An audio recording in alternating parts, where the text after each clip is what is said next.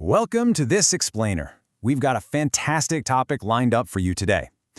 Water covers most of our planet, and it is home to millions upon millions of incredible species. From roaring oceans to quiet lakes, winding rivers, and muddy wetlands, water is literally everywhere. But here's the catch. Surviving in water is a vastly different and honestly a wildly challenging experience compared to just walking around on land. So, I want you to stop and really think about this for a second. Imagine waking up tomorrow and you suddenly have to move, breathe, find your food, and survive in an environment that is built completely differently than our own. You can't just breathe the air and, walking? Out of the question. So how do organisms manage to thrive in what is basically an alien underwater world?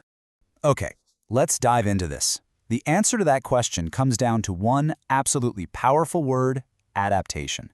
An adaptation is a special feature, maybe a physical trait or a specific behavior, that a plant or animal has developed to help it survive in its specific habitat. You can think of adaptations as the ultimate biological survival toolkits, or kind of like life hacks, because without them, life in the water simply wouldn't be possible. To understand why these adaptations are so crucial, we first have to look at the physical problems of the underwater world.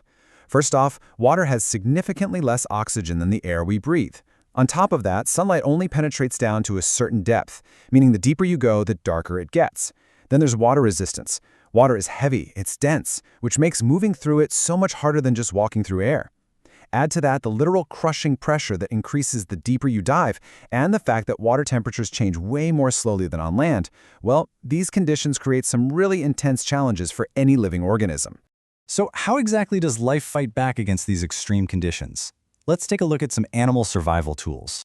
Moving through dense water takes some serious energy. So, first up is body shape. Take a look at the smooth, streamlined bodies of fish, penguins, dolphins, and whales. A streamlined body is wider in the middle and narrow at the ends. It acts exactly like a high-speed sports car cutting through the wind.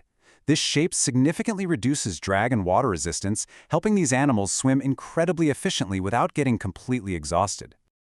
Of course, once you're moving fast, you still need to steer, right? That's where special organs for movement come in. Fish fins, the strong flippers of a seal, and the webbed feet of ducks and beavers act just like steering wheels and paddles. They help aquatic animals propel themselves forward, make sharp turns to catch their prey, and keep their balance so they don't just roll over in the rushing currents. And this brilliantly illustrates one of the biggest challenges of all: getting oxygen. How do you breathe when you're completely surrounded by water? Well, there are two main strategies here.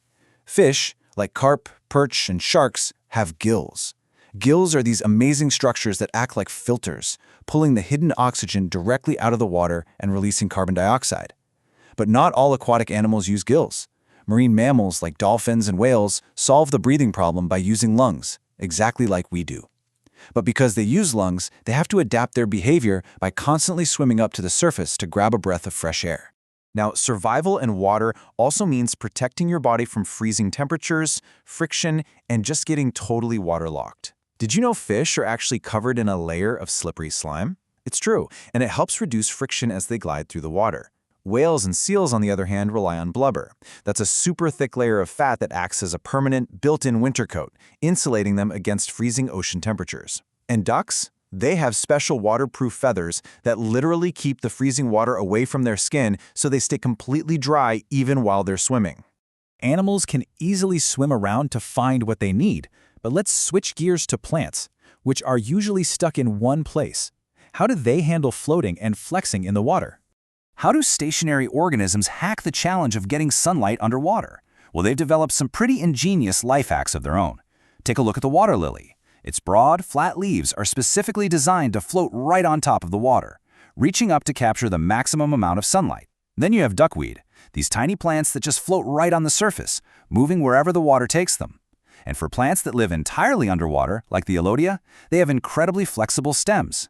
Instead of having hard, stiff trunks like trees on land, Ecology stems just bend and flex with the rushing water currents without snapping. We've spent some time at the surface, but now we're plunging straight down into the deep ocean to look at life at different depths. The environment changes dramatically as you go down. Near the surface, say from 0 to about 50 meters, life is relatively easy. There's plenty of sunlight, it's nice and warm, there's loads of oxygen, And because of that, you have huge biodiversity, meaning lots of different plants and animals live there. But follow that depth down to 200 meters and then way down to 1,000 meters, the environment becomes completely alien. It is totally pitch black, it is freezing cold, and the pressure is so incredibly high it would crush a normal submarine like a soda can. The animals down there require unbelievable adaptations just to exist. To really appreciate this, let's look at some amazing aquatic superstars. Here's a rapid-fire rundown of some of the coolest adaptations out there. First, check out the flying fish. When a predator is chasing it, this fish can actually leap out of the water and use specialized wing-like fins to glide right above the surface to escape. No way, right? And on the right, we have the octopus. This guy is an absolute master of disguise. It adapts to its surroundings by literally changing the color and texture of its body to hide from enemies or sneak up on its dinner. Now, what's really interesting about this slide is seeing how mammals adapt to an ocean life. We've got the seal, showcasing that incredibly thick layer of fat, or blubber, keeping its internal temperature perfectly warm despite living in icy waters. And right next to it, the dolphin. Dolphins are highly intelligent marine mammals that, as we talked about earlier, rely on lungs. Their adaptation isn't just physical, it's a behavioral adaptation, perfectly timing their leaps to the surface to breathe the air. Talk about extreme opposites here. On one hand, we see the peaceful water lily, just calmly collecting sunlight right at the water surface. But contrast that with the absolute terror that is the deep-sea anglerfish. Living at depths where literally zero sunlight can reach, the anglerfish has developed bioluminescence. It actually has a glowing organ dangling right in front of its face. In the pitch-black deep water, it uses this glowing light like a fishing lure to attract its prey right into its waiting mouth. We've seen some truly mind-blowing features today. But let's pull back for a second and ask the big question. Why do these adaptations actually matter? Whether it's a fish producing friction-reducing slime, an anglerfish using a glowing lure in the dark, or a plant developing flexible stems, these features matter because they are the absolute keys to survival. They allow organisms to obtain the food they need, they help them hide or escape to avoid becoming someone else's lunch, they allow them to reproduce successfully, survive intense environmental challenges like freezing cold and crushing pressure, and occupy completely different ecological niches within the aquatic world. To sum it all up, adaptations are the result of millions of years of evolution. They allow organisms to survive in aquatic habitats ranging from shallow ponds to the deepest parts of the ocean. Every single body shape, fin, gill, and behavior is a perfectly tuned solution to a specific environmental problem. Before we wrap up this explainer, I want to leave you with one final thought. Consider all the intense challenges we discussed today: the darkness, the cold, the crushing pressure, the need to breathe underwater. If you had to adapt right now to live down in the deep ocean, what single biological feature would you want the most? Would you want thick blubber, a glowing lure, or maybe some gills?